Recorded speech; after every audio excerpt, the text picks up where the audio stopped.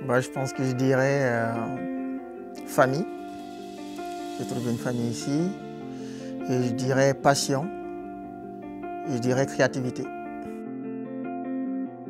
Échange, souvenirs et évolution. Alors, je dirais synergie, amitié et projet.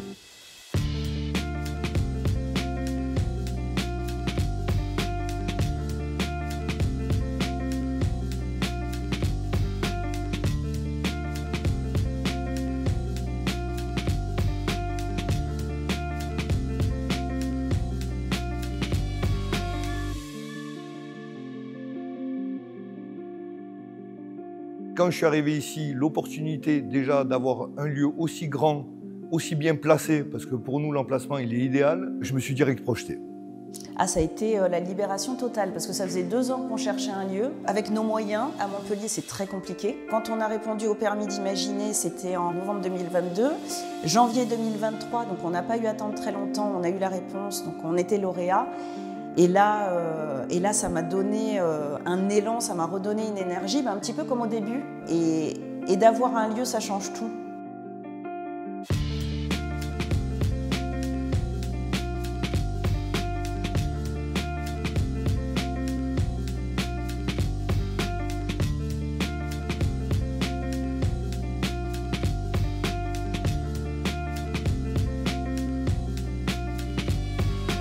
C'est la première fois que je suis confrontée à d'aussi gros travaux parce qu'on est sur un bâtiment qui fait 1500 m² et 500 m² à l'extérieur à peu près, sachant que c'était un bâtiment qui a été visité, qui a été squatté.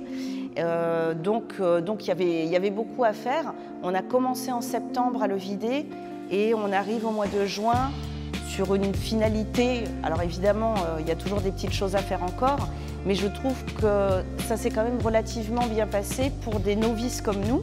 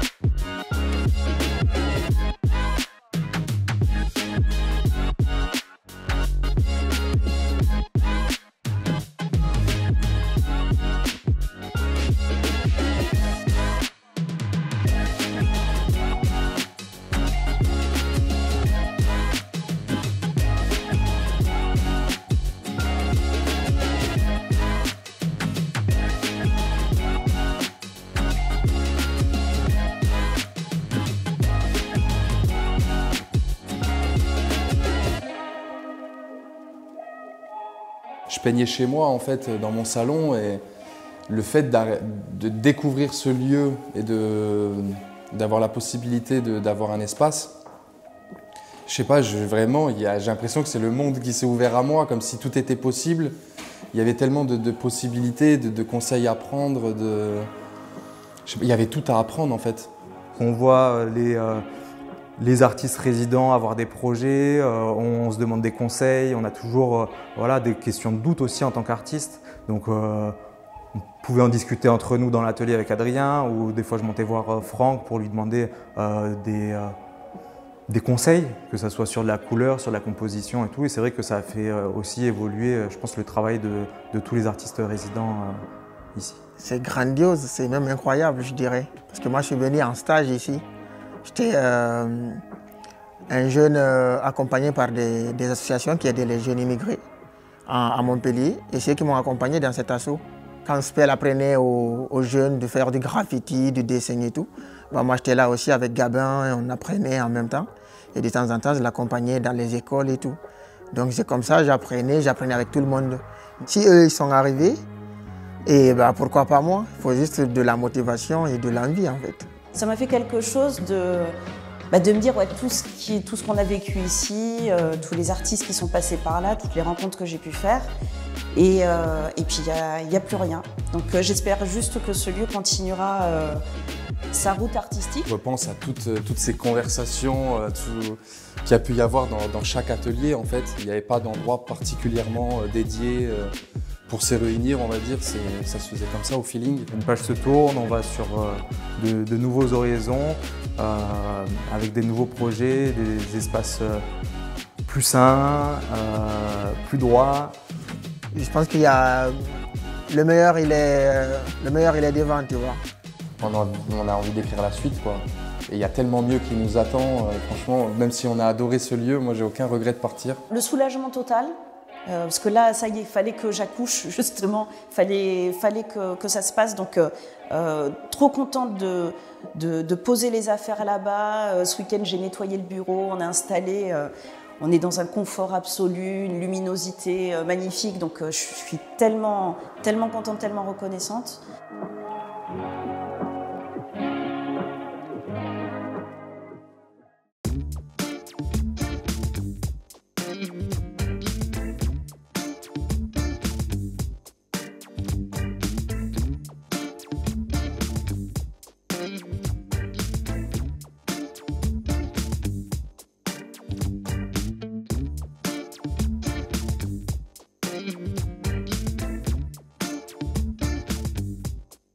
On est à Restank, donc c'est les nouveaux ateliers d'artistes gérés par Line Up. C'est un tiers-lieu artistique et culturel. Et aujourd'hui c'est le 23 mars et c'était le pré-opening de Restank. On a fait une balade à vélo avec Vélocité. Donc on est parti du centre-ville, on est arrivé jusqu'à Restank. À vélo, on était je crois un peu plus de 100 personnes, enfin 100 cyclistes, donc c'était trop cool. On a pris un peu la pluie mais c'est pas grave. C'est vraiment enthousiasmant comme endroit. Quand l'équipe Line Up est venue solliciter l'association Vélocité pour faire une vélo-parade pour aller à Restank, on a dit banco parce que ici il y a un vrai choix de se dire bon, on est dans un quartier très routier et on veut que les gens puissent venir à vélo. Ils nous ont demandé comment on fait pour mettre des racks à vélo. Enfin vraiment il y avait cette volonté de transport actif pour venir dans ce lieu artistique qui par ailleurs est extraordinaire. Ce qu'on voulait aussi montrer, c'était que du centre-ville jusqu'à Restank, puisqu'on est à Montpellier Sud là, c'était que c'était pas long en vélo. Bon, même si là on a fait des détours pour voir des fresques et tout, mais en fait en vélo du centre-ville on est à un petit quart d'heure. Il y a de la piste cyclable pratiquement partout, donc on voulait montrer que le centre n'était pas si loin de chez nous. On aimerait promouvoir aussi les mobilités douces, enfin, en tout cas encourager les gens à venir à vélo, en tram, puisqu'on a l'arrêt tram qui est à 2 minutes à pied, et à laisser la voiture à la maison. C'est une vraie mobilisation citoyenne, ouais, clairement. Et puis on croise les réseaux, on rencontre des gens qu'on n'a pas forcément l'habitude de rencontrer. Moi j'adore faire des actions avec les artistes parce qu'ils ont des idées incroyables, une vision des choses. Rien leur fait peur, quoi. Ils vont se lancer dans des trucs incroyables. Nous on va peut-être être un peu plus raisonnable sur certains points. Enfin, donc voilà, ça c'est super intéressant de croiser des gens qui ne font pas partie de notre cercle habituel. Et je suis d'accord avec vous, le tissu associatif montpelliérain, il est hallucinant. Créativité, en fait, ici, on fait des choses super. Un dimanche, voilà, on se mobilise pour notre vision positive de la société.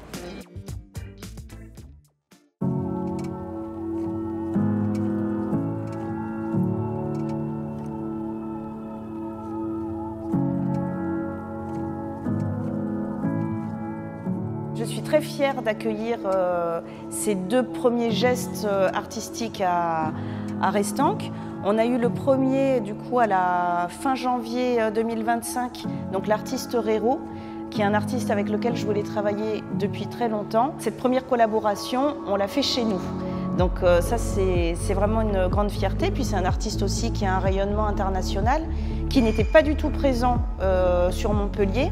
Donc voilà, la première fois qu'il vient travailler et réaliser une fresque, ça se fait à Restank, donc très heureuse. Merci de m'accueillir dans ce bateau qui est en train de se construire et c'est le début, donc ça fait plaisir d'être là au frémissement un petit peu de cette aventure.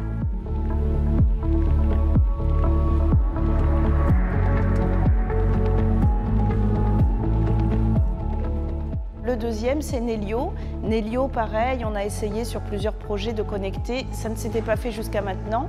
Et du coup, encore une fois, très heureuse et très fière qu'ils viennent habiller du coup la façade qui donne côté rue de notre bâtiment.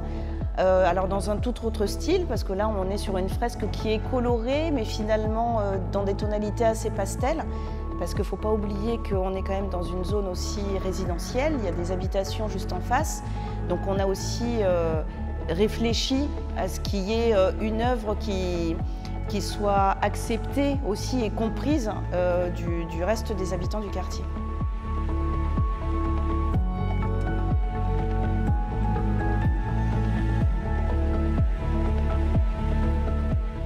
C'est vraiment un outil. Voilà. Moi, j'ai voulu faire un outil où la création est au centre de toutes les discussions, de toutes les énergies. Et, voilà. Ce qui m'a le plus touché, c'est de voir les artistes commencer à prendre vie dans les ateliers, la vie dans ce lieu qui commence à se faire. Et ce pari, pour moi, il est gagné. Le premier truc qui me vient à l'esprit, déjà, c'est l'énergie et la motivation de travailler dans un endroit où, même si on ne partage pas forcément la même pièce, on partage le même lieu. Et du coup, ça, je sais que c'est moteur pour moi. Donc ça, c'est le premier truc. Le deuxième truc, et tous les jours, ça, c'est des surprises, c'est la quantité de talents et de compétences qu'on voit autour de nous, parce qu'on est vraiment tous dans des compétences différentes. Nous, on est dans la danse, dans le DJing et dans la photo et la vidéo. Donc du coup, je trouve que de s'implanter dans un lieu où il y a beaucoup d'effervescence, on va dire, artistique, c'est top. Et on a l'impression d'apporter une autre palette, en fait, en fait c'est complémentaire, quoi. C'est d'apporter un autre pan artistique à ce qu'ils ont déjà, en fait. Les premiers ateliers, c'était que des artistes peintres. Là, aujourd'hui, il y a d'autres disciplines, il y a d'autres pratiques qui viennent s'ajouter dans ce lieu. Et je pense que c'est encore une autre étape où justement toutes les disciplines vont converger, vont se mutualiser. Et voilà, ça, je pense que c'est ce qu'on a réussi à créer ici dans ce lieu. C'est un art qui se veut de le partager, qui n'est pas élitiste, qui justement est dans le partage. Ça a été une évidence pour nous de faire un café ou un resto qui crée ce lien vraiment, qui finit le lien, en fait. Ici, du coup, on va pouvoir accueillir du public, mais j'allais dire en grand format comme je n'ai jamais fait. Donc ça, par contre, c'est des nouvelles casquettes pour Line-Up. Il va avoir maintenant un volet plus programmation culturelle, plus événementiel aussi, que ça je découvre mais que j'aime beaucoup. On est chez nous, on peut faire tout ce qu'on veut, y mettre tout ce qu'on veut. Il n'y a pas de limite parce qu'on a un grand extérieur, on a cette grande salle qui fait 100 mètres carrés. Donc c'est vrai que ça soit pour de l'installation, des expositions, des concerts, des rencontres professionnelles, enfin, on va pouvoir se balader dans plein de champs, quoi. C'est le côté transmission, en fait, de transmettre, d'ouvrir et de partager aux gens. Et je pense qu'ici, dans ce lieu restant, je pense que d'ailleurs la phrase un peu catchy, c'est la culture à tous les étages. De rendre accessible en fait la culture, on est excité de pouvoir exposer ça, par exemple, à un public de jeunes, quoi. De rendre en fait accessible quelque chose qui n'est peut-être pas facile d'accès ou qui n'est pas commun pour des gens. Tu n'arrives peut-être pas à te projeter et des fois il suffit juste de pouvoir le toucher du doigt une fois pour se dire mais en fait c'est ça que j'aime, quoi. Par l'œil et l'expression, le partager, le retransmettre aux autres. Pas oublier qu'on est des passionnés, donc rester dans cette passion, essayer consciemment ou inconsciemment de toujours aider l'autre. Voilà. Longue vie à Restant, c'est clair. Longue vie à Restant et à d'autres projets.